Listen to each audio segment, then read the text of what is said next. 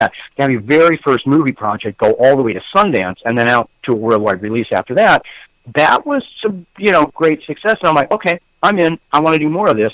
Plus, for me, doing horror films and dark sci-fi and stuff like that, in dark genre films, was the same audience that would be interested in and loves to come and see my Gothic Illusion show. So for me, it was the same audience, and it was two sides, two different ways to entertain the same audience, my audience. And I just loved doing it. And I thought, well, if I can go get some movie roles and do some of this, then like I said earlier, as much as those guys were doing their yearly TV specials and doing a lot of television and getting an audience to come and see them, I thought, well, I can through a bigger mass media in the movies, I can then get more people to come and see me, perform live as well, which was always part of that end goal for me. But I really just kind of fell in love with the horror films, and but at the same time, I knew the downside of that too. I was doing another movie with my friend John Lachago, whose very first movie, Vermis, we never even got finished. We got most of the way done. They got into post. They started layering some effects, and then they had trouble with a lot of different things, including the funding and the post production, and they never even finished it. So my first two movies, one of them, and working with John in Vermis was really great too, because he had started it here in Chicago, and he had studied film here at the Art Institute and at Columbia College, and he then, started to shoot. He cast and started to produce the movie and shoot it here in Chicago, and then they pulled the plug on that because he had then moved to L.A. and I was the only person out of the Chicago cast that got recast when he remounted the film in L.A. with some proper funding and everything, and so I was the only one that they flew out then to go. Continue my role from the production here in Chicago. And I thought, well, that was really good too. Although, and everything was great. And about the same time, I was working on The Item. So I had two movies at the same time. One goes to Sundance, the other doesn't get finished. So I knew even in the beginning, well, this entrepreneurial filmmaking thing can be treacherous. Oh, yeah. And very expensive. So, yeah. But and that's how I got started. So in the beginning, I didn't even have to audition. I was asked to come in. The original, I played a character called Dr. Odie in The Item. And at the time, it was before I shaved my head. I still had my long blonde hair and everything like that. And originally, Dr. Odie was written as a 50s-ish something lab coat kind of mad scientist, doctor. They wanted a scientist for this role. And then they decided it's like, well, we want to do something really out of the box. Let's not make Dr. Odie this stereotypical scientist in a lab kind of guy. Let's make him very funky. And that's when Dan turned around and asked me, he's like, would you play Dr. Odie? Because he liked, my look and what I did with my wardrobe and stuff in the show, and he knew I could do it. And, so Dr. Odie winds up being this guy with, sunglasses in the desert at night with long blonde hair, wearing a PVC silver suit and presenting them the item. So he's the guy that's selling this in the middle of the night, and that's where it all starts. And when they wanted to go in a different way out of the box, that's when he asked me to play that role, and I'm eternally grateful that I did. I mean, it was the Item even was the very first on cable, on the Sundance cable channel, on the cable network for Sundance. It was the first ever midnight movie that they did, which again, and for somebody who's into horror films and stuff, to be their first midnight movie, it was pretty cool to be in. That would be awesome. Now, is that available? Can a person see any clips of it or anything like that on YouTube? The Item, yes, the DVD's out there. I don't think it's streaming anywhere. I think you can see it if you go look on YouTube. I think you can see it there, or at least parts of it. I know I have the trailer up. There's I think one or two trailers. The trailer for The Item, I know for sure, is on YouTube, and you might be able to find the entire film there. Interesting. I had seen somebody had posted it before, but I don't know if it's still up because that was kind of illegal. Because it certainly wasn't.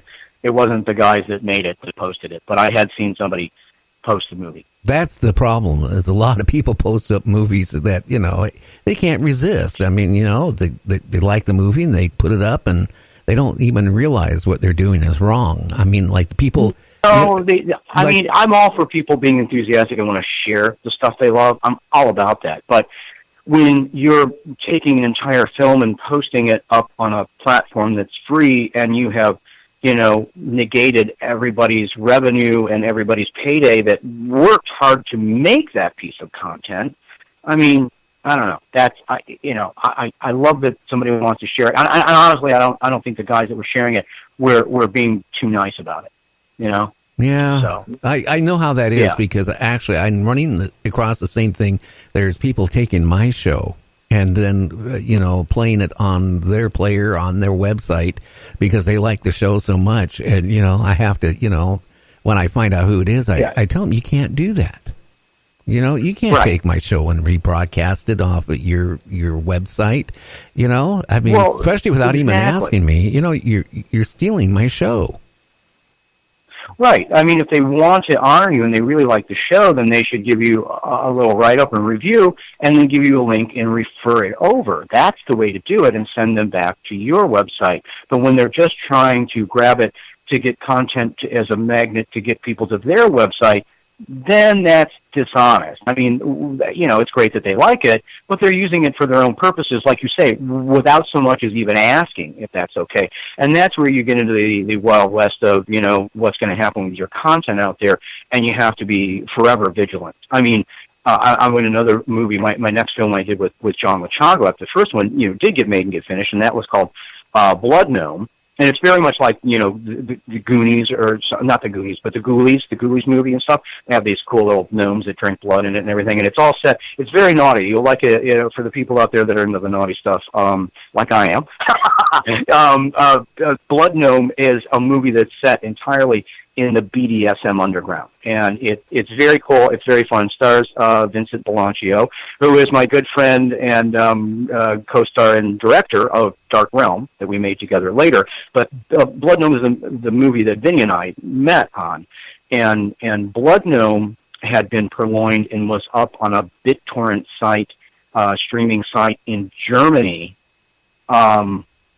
And I don't know if they ever got them to take it down. It took them a long, long time if they did, because I remember, them going through fits with people having, taken that movie, because it's got such a naughty, cool, weird reputation, and they love that kind of dark stuff. Well, okay. Now I'm having, you shouldn't have said that. The German market. Now I'm having people asking here on chat. Well, now you got to tell a little bit more about it, because now they're intrigued.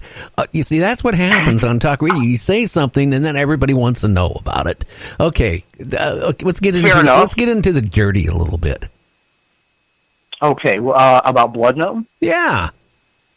Yes. Well, it's like I say, it's great because it is set in the BDSM underground, and you don't see too many movies that are set. I mean, there's maybe Strangeland. Dee Snider is kind of, that kind of film a little bit, but this Blood Gnome is made by writer-director John Lachago, who I also did some other films with. My most notable film with him is Magus, and we can talk about that later too. That's actually my favorite one. I starred in that as the Magus Furnos, and I love that movie. It's really well made, and it's got like 300 visual effects, and it's freaking amazing. It's a really good, solid movie.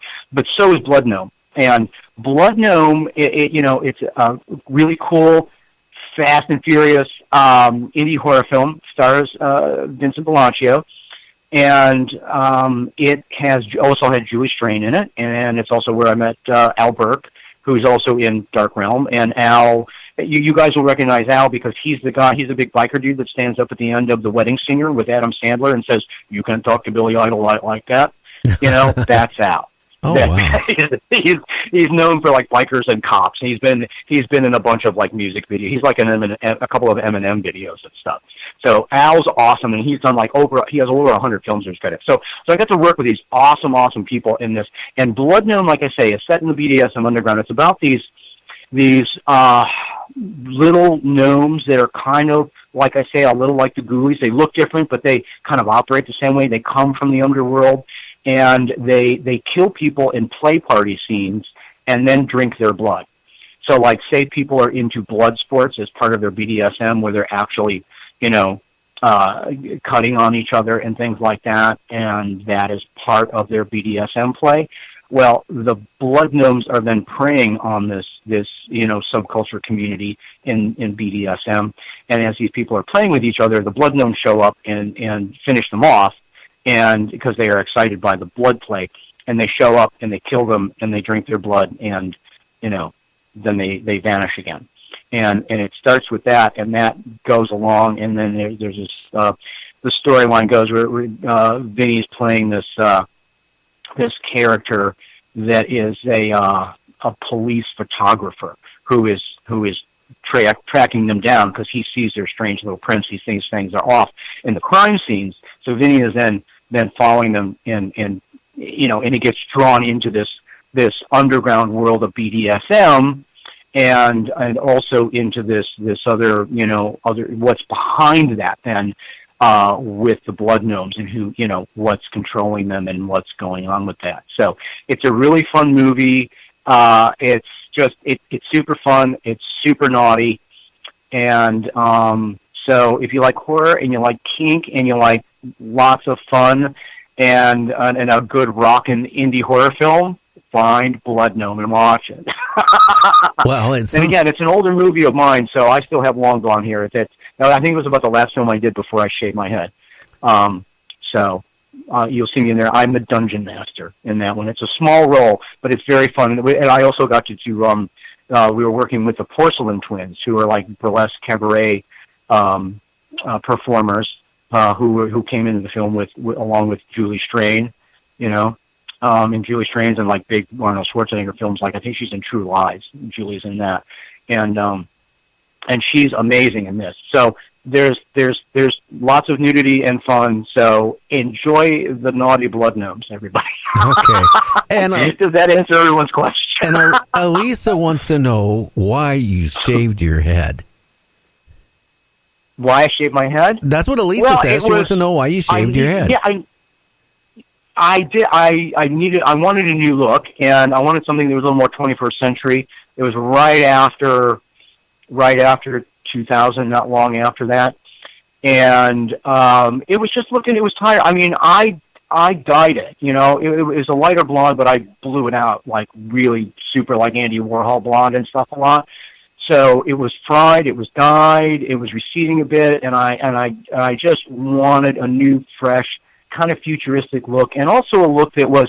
I lovingly and jokingly call it the Anton LaVey haircut, because doing all the stuff that is dark magic and some of it very much, inspired by horror and the paranormal and supernatural and the occult, when I shave my head, it just looks so much better for the show. The blonde hair, I thought at that point, was just looking a little too friendly. And it was great because I loved playing with the androgyny of it, because it was long blonde hair and I wore eyeliner and everything and a lot of black and I'm a skinny white boy, so it was super androgynous because like I say, I'm a huge Bowie fan, so androgyny was certainly in my DNA in there to play with that for a while, and I did, and I guess I got to the point where I evolved a little further, and at that point I made a very dramatic change, was not just to change the hairstyle, but to just shave it all off. Well, from medicine, I was on here about a little over a year ago. My hair fell out, or a lot of it did, so I shaved my head for a while because there wasn't much hair. And it's funny because I do ride a motorcycle. I ride a big Harley. But, it was funny, compared when I had my hair, which it's gotten long again, people treated me totally different. When my head was shaved and I walked in someplace, people would, move away, like they were scared of me for some reason, because I guess maybe I looked like a fat biker dude or something. I don't know. But, No, it's true.